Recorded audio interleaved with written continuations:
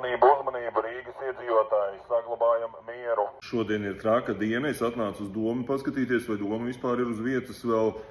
Es saprotu, lidostā sastrēgumi, jo investori pamet Latviju ar privātajām lidmašīnām, visi droši vien lido miljardieri projām uzreiz. Slimnīcās droši vien rindas, ātrās palīdzības droši vien noslogotas nenormāli, jo sasistās sievas mājās ir visā Latvijā laikam, ja. Kas vēl ir noticies, kas te vēl surasisti vēl taisa sestdien lielo pasākumu Doma laukumā ārprāts. Lūk, šādi, jā, protams, ka nē, nekādi investori nav pametuši Latviju, jo viņi te nav bijuši nemaz visdrīzāk lielākā daļa, jā. Bet, tāda situācija, jā, tā mums to te tagad pasniedz šāda traģēdija, depresija, es nezinu, kas dzert jāsāk vai kas jādara jau tagad pa dienu laikam, jā. Mēs esam pamodušies citādā Latvijā, redziet, bez Stambulas konvencijas, labi, formāli viņā skaitamies pagaidām, bet ko var taisīt, kādu traģēdiju, es nesaprotu, jā, tik liels atbalsts tai Stambulas konvencijai, nekādi te lētie populismu pasākumi nepalīdzēs nekādā Doma laukumā.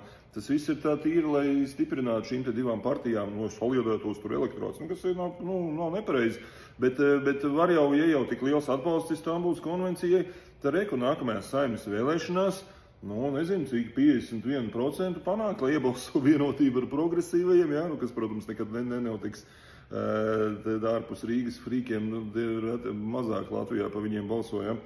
Līdz ar to, un tad stāties viņā apakaļ. Nav jau nekur teikts, ka nedrīkst nekad stāties apakaļ. Arī tagad, ja neizstātos, nav nekur teikts, ka nākamā Saeima nevarētu nobalsot un izstāties. Tur var 100 reizes kaut vai stāties iekšā, stāties ārā, tāpēc, ka kopumā jau tas ir fufelis no tā konvencija. Nevis kā te pasniedz, ka nezinu kāda traģēdija. Domājieties, visi ekonomiskie jautājumi, nabadzība, viss pārējais, tur algas, pensija vienam neinteresē, bet Stambulas konvencija ārprāts taisīs te krastmalā vēl varētu, 100 tūkstoši atmodas laikā vēl taisīt varētu. Mēs tagad te, domājieties, kā pa kādiem idiotiem cilvēks uzskata. Jauniešu daļa, diemžēl, uzķerās, vai kurš tur sadzenes dzirdēju universitātēs, ko tur atzīmes tagad parādus un mācību atlaiž, vai ko tur ir visi, kas tagad kas ies uz šiem te pasākumiem. Tādus viestus arī dzirdēju. Nezinu, vai tā ir taisnība, bet lūk, traģēdija, tā ir traģēdija. Bet galvenais, ka investori tagad pamet Latviju, tagad, tad šausmas, tad tiem investoriem pilnīgi pie kājas ir, kādās mēs konvencijās esam, vai te neesam.